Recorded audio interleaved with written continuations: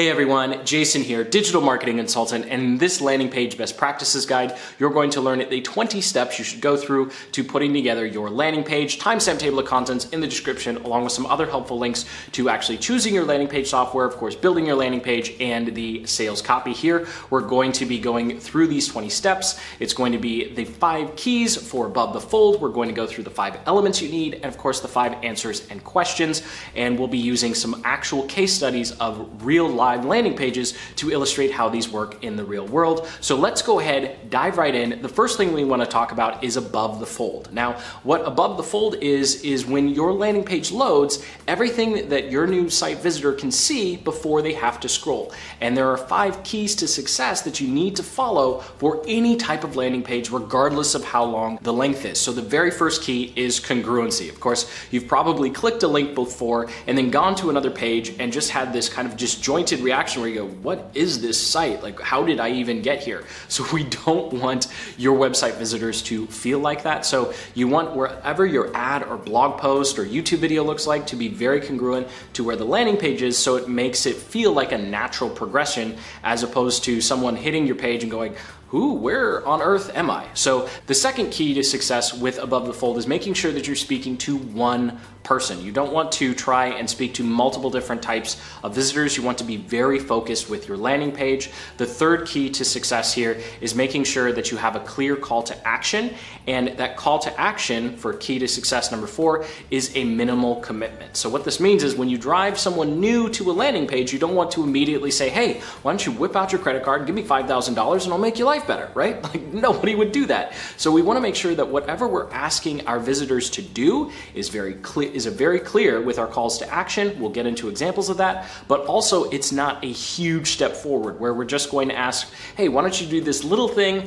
and then we can go from there, as opposed to just jumping to, hey, buy my stuff and give me a couple $1,000s, right? Or however much your product is. The 5th key to success here, and this is all above the fold, we'll go through 2 live case studies in a moment, is going to be the length, and that is less is more here. So when it comes to creating your landing page, the question isn't how much information can I fit on this page? The question should be, what's the minimum amount we can do on this page to get that commitment and action that we're looking for? So with that, let's go ahead and go through 2 long form landing pages, and then later on in the other steps, I'll go through some shorter form landing page. Now this first one is from mindvalley.com, where they have a web masterclass where they're teaching about their Lifebook product. So the landing page is actually very long, but we're just going to focus on above the fold. So what we see when we first hit the landing page, and the very first thing we see is the 2 hosts of the masterclass and the fact that this is called a masterclass. While I can't show the actual ad, it did have the 2 of them in it, and it did make it very clear it was a masterclass. So there's congruency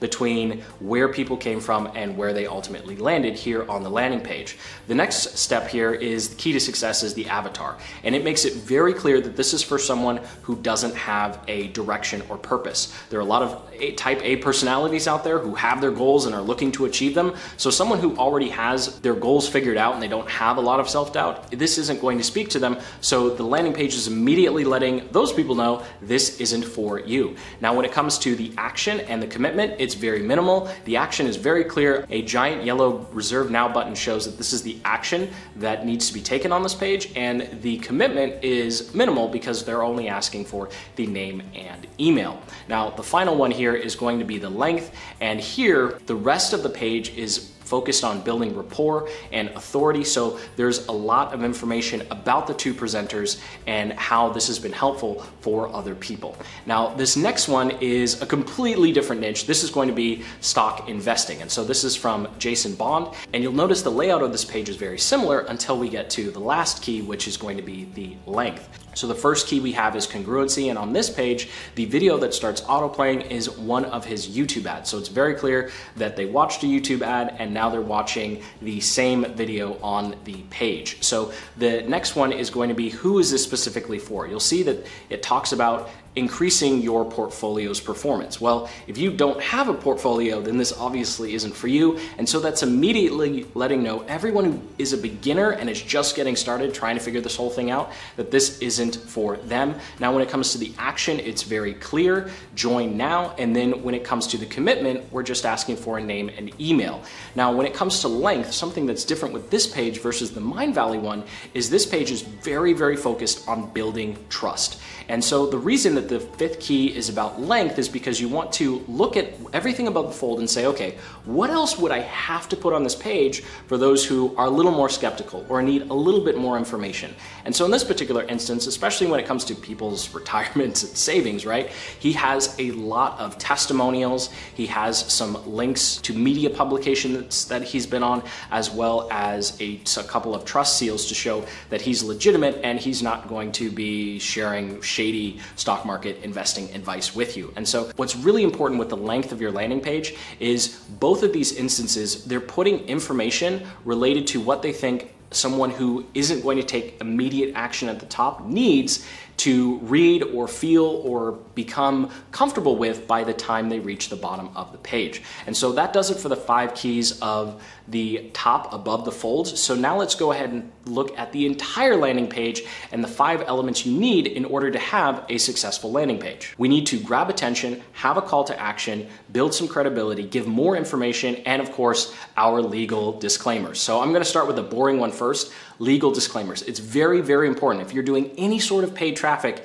you have a privacy policy on your website. No, you can't go to another website and simply copy theirs. That's copyright infringement. So you can go Google search privacy policies. There are services that will give you one for a couple $100, or you can go ahead and talk to your own lawyer. Of course, I'm not going to be giving legal advice here. I'm just saying you do need that. And depending upon your niche, you might also need an earnings disclaimer, but you don't want to just copy someone else's. It's very important that you have your own. Now, let's go ahead and go back to the top with the fun stuff. So grab attention. We need something that's going to immediately hook our new website visitor within the first 5 seconds. And then if they need more information, we'll do that in terms of a short couple of paragraphs or some bullet points. So let's go ahead and just dive into 2 examples here. So the first example we have is from a very successful marketer, Billy Jean, and you'll see right off the bat, he grabs attention with the thumbnail of his video. He's on the beach in what appears to be a very nice house. He's got the whiteboard in the background, so the assumption is he's got some great secret for you. And I really like this example because grabbing attention doesn't necessarily mean you have to have a crazy headline or you have to use crazy colors to get someone to go, oh, whoa, what is that? Or something outrageous. You just want to grab attention. And he actually says in this video why he used this particular location to film the video. And so if you've ever seen something like a Ty Lopez ad, knowledge, he uses a lot of nice cars in his ads because that grabs attention. I'm not saying you need to be on the beach or have a bunch of nice cars, but have something that grabs your site visitors' attention. Then he has his clear call to action at the very top and the bottom. Something else that he does here with his credibility, instead of talking about how great he is or having a bunch of testimonials, these 2 pictures speak volumes in terms of how successful he has been as a marketer. The first one shows he's speaking in front of a room of a few hundred people, and then the second one shows that he has a large team. So immediately, someone who's never heard of him before can look at those 2 pictures and see, oh, well, this guy must be legitimate because he's speaking in front of a lot of people, and that's implied that those people think that what he has to say is valuable. And then the second picture shows, well, he has enough of a business where he's not just some random guy, he actually has a full team behind him. And so this is a great example of how you can quickly build some credibility without having to have a bunch of testimonials or talk about how great you are, because nobody really likes reading bragging.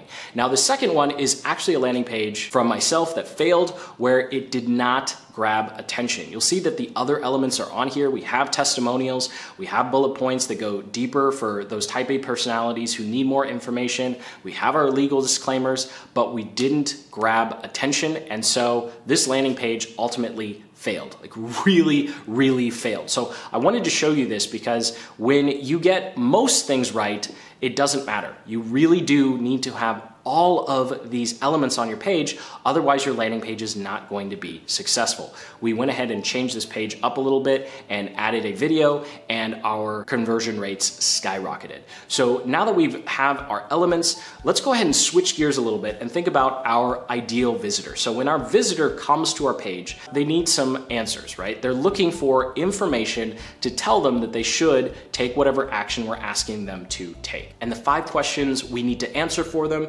is this for me, or what's in it for me? What do I do next? What does this do for me specifically though? And then what does this actually look like, and can I trust this page? So let's go ahead and jump straight into an example here. So this is an example from theonething.com, and we see the headline, How to Protect Your Most Valuable Asset. Hint, it's not your money. Now this page is a little bit different because it is designed for people who've already heard of the One Thing book, but the headline clearly shows that this is for people who want to protect their time and be more effective with their time. Then something that's missing from this page is an actual image of the video training or the webinar. I definitely think this page would do a lot better if they had some sort of representation of that. But for the rest of it, there's a short credibility talking about who the host is, and then it goes through some bullet points and has clear calls to action. Now this next one has all of the elements, and there's actually quite a bit we can learn from this one. This one's from Russell Brunson. So the headline is very clear. It talks about copywriting, and then in the subheadline immediately removes the most common objection, which is, oh, now I have to hire some really expensive copywriter. I don't have the budget to pay thousands of dollars for someone to write my pages for me. So it immediately removes that, and anyone who's struggling with their copywriting is going to be intrigued. We have a call to action. We have a physical representation of what is being offered. Now, obviously, they're not actually sending a membership card. They're not actually sending a box, but just psychologically, people need some tangible image of what they're going to receive, even if they're not physically receiving a product, even if it's just a service or a video, as in this case. Now, the bullet points are interesting. I'll actually come back to them a little bit later on when we get to the 5 questions. But here we can see with the bullets, they are focused on removing the objection of hiring a copywriter, and then they're removing the objection of having to spend hours, if not months, becoming a professional copywriter. So this is definitely something, as you look at other landing pages, you'll want to notice what are the objections that they're handling. But I'm getting ahead of myself, so let's go ahead and go through the last 5 steps, which is analyzing other landing pages and asking yourself 5 questions as you go through them so you can be better when it comes to creating your own landing page. Now, I'm in no way, shape, or form saying that you should copy your competitors or copy other people's copy. This is just about inspiration and learning about your potential ideal customers. So here are the 5 questions you want to ask. When you're looking at the headline, you want to try and reverse engineer who this headline would speak to. You want to see how strong the calls to action are. Are they simply asking for a name and email? Are they just asking for an email? Are they going straight for a free plus shipping offer? That's something else that's very popular in some niches, where they ask, hey, just pay $7.95 or $4.95 and we'll send you this free book. Well, that's a much bigger call to action and commitment than just, hey, enter your email and I'll send you a free PDF or a free video. Now we have the bullet points. You want to see what benefits or objections are being focused on. With the Russell Brunson example, you can see all the bullet points were around handling objections. They weren't talking about any results that could be gained as a result of having better copywriting. They were really focused on just, you don't have to worry about these big things if you want to be successful with your copy.